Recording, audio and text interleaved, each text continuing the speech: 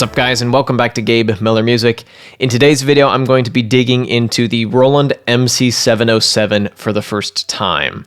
Roland was awesome enough to send this over, so I'm going to be unboxing it, digging into the interface a bit, and then making some beats and jams on it. Be sure to stay tuned to the end because I made a bunch of kind of synthy jams with custom presets that I'll play through at the very end. But without any further introduction, let's get into it. All right, this is the box. It is massive. We've got a keyboard and audio interface for scale here. Also because I just don't have room on my table.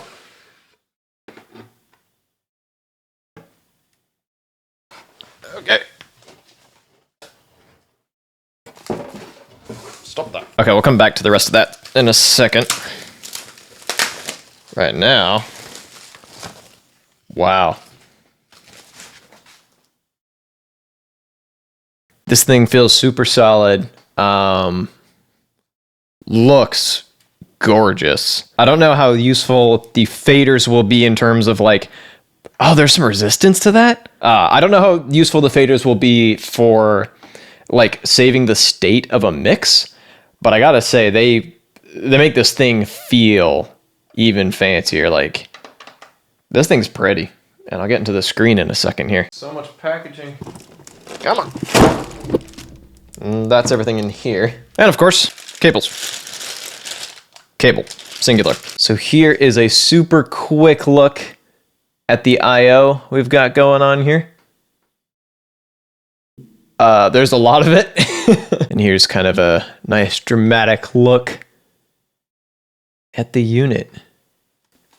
Let's get this thing plugged in. All right, so there's kind of a lot of resistance to these pads, much like on the MV1, although these feel a little bit better, I think. More solid. I'll probably have to adjust the velocity curve a bit, because I can see this hurt my fingers. Okay, so you don't push in the value knob, you hit enter. That'll take some getting used to. Got the default drum kit. The classic. So this is your track selection. Cool. Screen super responsive. So you've got all your kind of standard options that you would see on something like the MC-101. Same sound engine, for those of you unfamiliar. See, I don't want to start from a preset. I want to start from an initialized patch, which is what I've got here.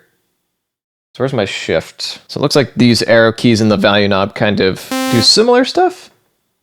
Let's see about changing. Okay.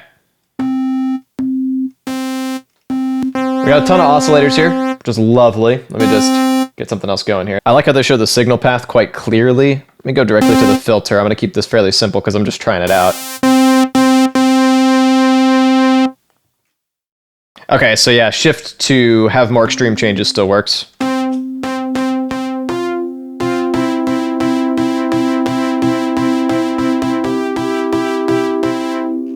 These pads are killing me. I need to figure... Ooh, chord. Got all our multi-effects in here. I like the way this is laid out. Let's just go for it. Get rid of that noise immediately. I like that it's authentic and all that, but no thank you. Still a lot of shift commands. Roland does love their shift commands.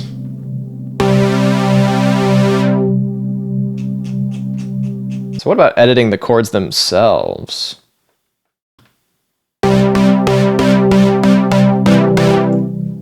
So here's my chord progression.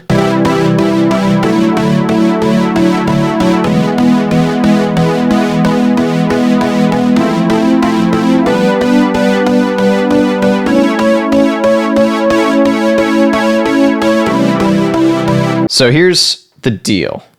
It looks like there's a whole column that correlates to a track, including these pads when working with clips. You'll notice that these select buttons light up, and that corresponds to what's going on the screen.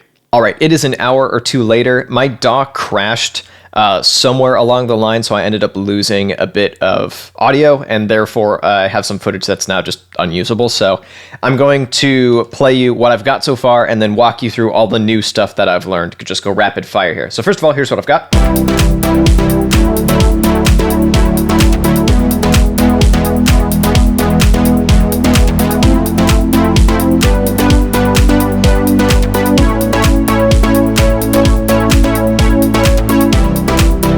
So first of all, for the step editor, This clap, I wanted to do the classic progressive house trick of shifting the clap to be slightly early, especially since there's already a flam kind of contained within this clap, so that would be perfect.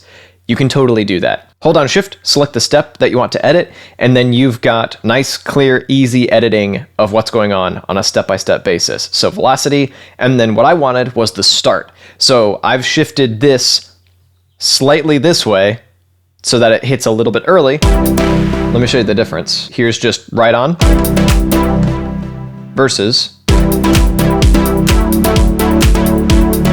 much nicer. So you've got quite a bit of control here. I like how that's laid out a lot. That is making pretty good use of this screen. Like there's some wasted space, but it improves the immediacy of editing this stuff dramatically. So I like that a lot. You may have noticed this bass.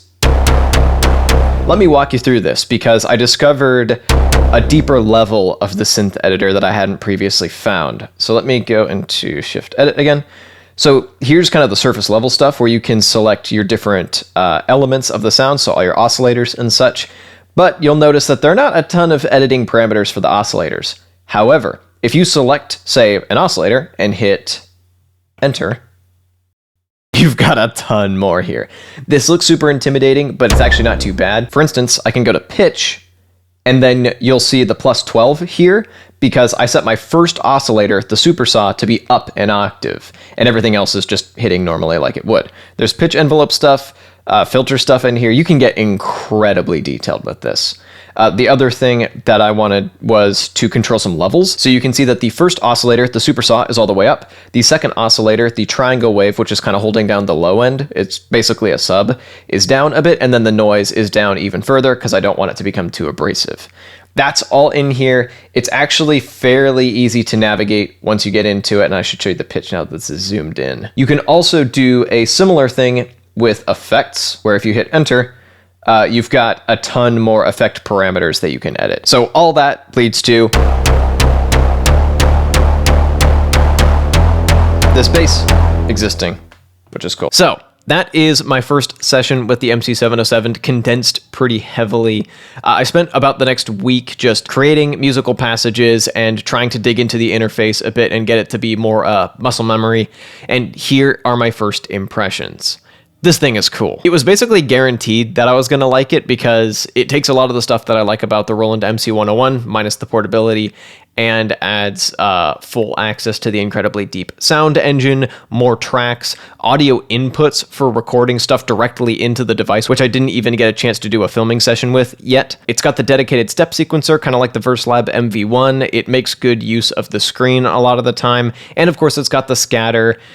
There's a ton of stuff in this device. It's an entire studio setup. And of course, all the physical mixing controls feel quite premium as well. The whole thing feels incredibly premium. And I do want to be clear, you don't need this to make hardware-based electronic music by a long shot. This is overkill, but it's really cool. And it's not the kind of thing I would have bought for myself, but I'm really glad that Roland sent it over, and I will definitely try to use it to the fullest extent of its power moving forward. Today, I'm just scratching the surface and getting to know it a bit. So I'm going to end this video off by playing a few jams with all custom sounds other than the drums. Hopefully you enjoy.